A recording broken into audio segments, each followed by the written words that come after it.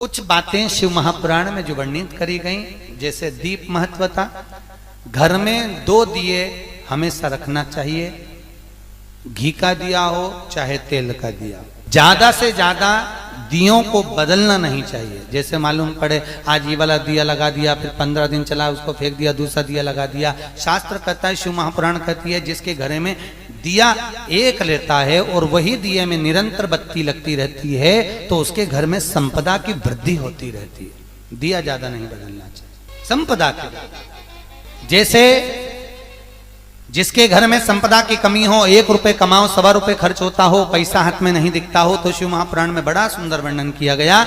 बेलपत्री के पेड़ के नीचे सोमवार के दिन किसी ब्राह्मण को यदि या ब्राह्मण के बालक को खीर का भोजन करा दिया जाए, और यदि ये भी नहीं करा सकते तो सोमवार की सोमवार शाम के समय अगर बेलपत्र के पेड़ के नीचे घी का दिया लगाकर आए, 5 सोमवार लगाकर आइए, अपने आप लक्ष्मी में बरकत बनना चालू हो जाती है, संपदा बनना चालू हो जाती है। क्यों?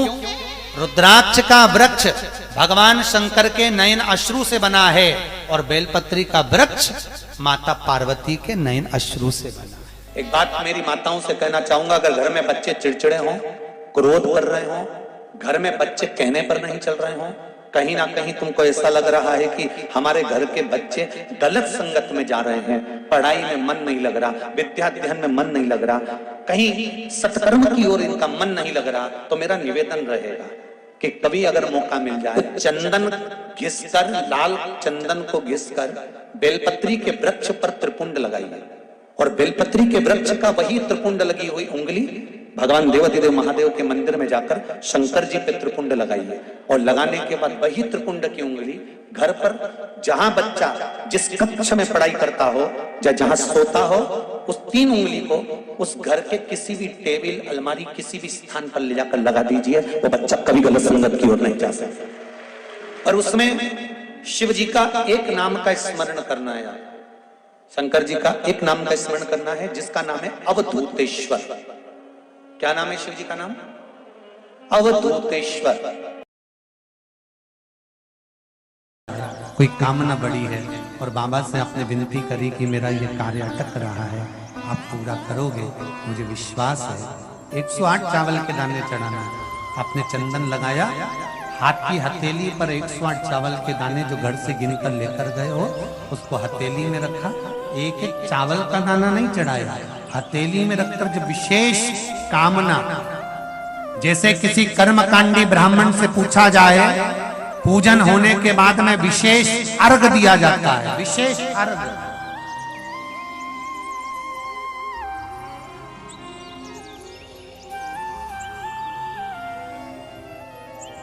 उसी तरह विशेष कामना के लिए दुख कटता ही नहीं है, दुख कट ही नहीं रहा।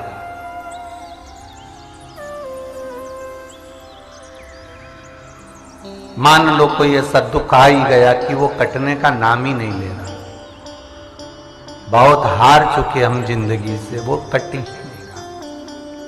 थोड़ा ठीक होता फिर दुख आता, फिर ठीक होता फिर दुख आता। तो शिव और शक्ति का स्मरण करो। बेलपत्री के पेड़ के नीचे जब भी घी का दिया लगाने जाओ तो 2 बाती एक ही दिए के अंदर, एक चावल का दाना उसमें डालकर अपनी कामना कर फिर जलाओ। 3 या 4 सोमवार करके देख लो क्या जा रहा है।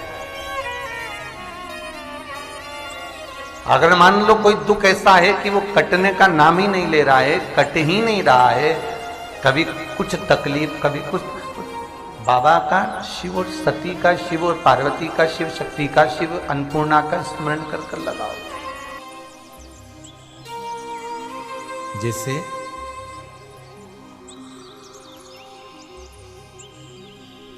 बेले के फल का गुर्दा, बेल का जो फल होता है, बेलपत्री का फल, उसका जैसे गुर्दा, उसके अंदर का जो भाग होता है बेल का, वो गुर्दा,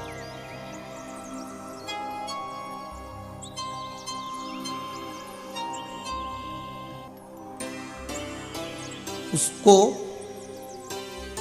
अग्नि में जलाकर उसकी भस्म तैयार कर कर छान कर जब जब आपके यहां विद्वान ब्राह्मण शिव जी का अभिषेक कराते हैं, पूजन कराते हैं, तो उसमें लिखते हैं पूजन के साहित्य में बेलपत्री, धतूरा, दुर्वा, ये उसमें नीचे लिखेंगे भस्म। लिखते कि नहीं लिखते? लिखते हैं ना, भस्म अभिषेक में चाहिए रहते। तब उस भस्म का थोड़ा सा भी भाग आप अगर शिव को समर्पित कर रहे हो तो ये जान लें कि शंकर मनवांछित फल प्रदान कर रहे हैं। शिव फल प्रदान कर रहे हैं।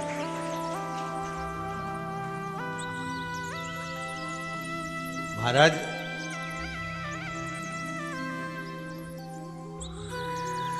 बेलपत्री के वृक्ष के नीचे बैठकर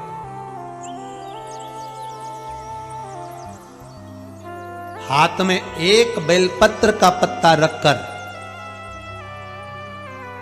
आप पंचाक्षर मंत्र नमः शिवाय, ओम नमः शिवाय या श्री शिवाय नमस्तुभ्यम या महामृत्युंजय मंत्र का स्मरण कर रहे हो, पर डंडी का भाग अपनी ओर, बेलपत्र की बीच वाली पत्ती का भाग बीच वाली उंगली की ओर रखकर अगर आप स्मरण कर रहे हैं और अपनी कामना कर कर बेलपत्री के वृक्ष के नीचे बैठकर उस पत्ते को सम्मुख रखकर बाबा से विनय कर कर एकांत में उस बेलपत्री के वृक्ष की छांव में, बेलपत्री के वृक्ष की छांव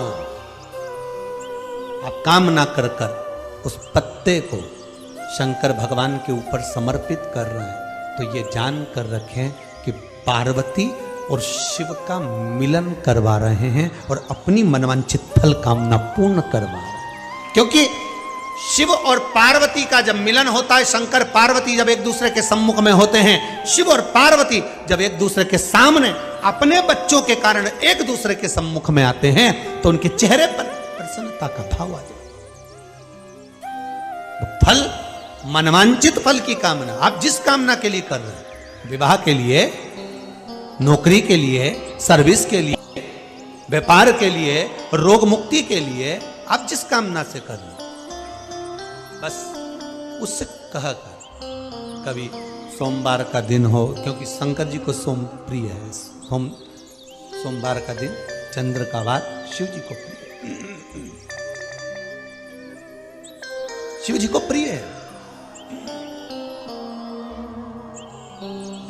दुकान पर 24 घंटे बैठो तो व्यापार नहीं होता, घर में लक्ष्मी नहीं टिक रही हो, पैसा नहीं आ रहा हो, तो बड़ के पेड़ के नीचे, पीपल के पत्ते के ऊपर, बड़ के पेड़ के नीचे की मिट्टी को गीला कर कर पीपल के पान पर, पीपल के पत्ते पर एक शंकर जी के शिवलिंग का निर्माण करो।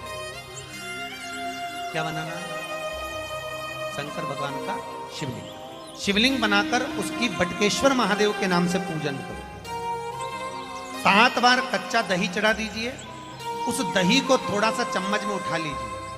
उस दही को लाकर जहां तुम्हारा व्यापार है, जहां तुम कमाने के लिए बैठते हो, दुकान पर बैठते हो, उस दुकान पर उस दही से स्वस्तिक बना दीजिए। और इस पीपल के पत्ते पर जो बटकेश्वर महादेव का तुमने निर्माण करा है, इसको ले जाकर विसर्जन कर दीजिए। आपकी दुकान 3 महीने के अंदर धड़ाके से चलना प्रारंभ हो जाएगी। लक्ष्मी की कभी कमी नहीं आएगी। यह बटकेश्वर महादेव का पूजा है। कौन से महादेव है? जम के बोलिए, बटकेश्वर।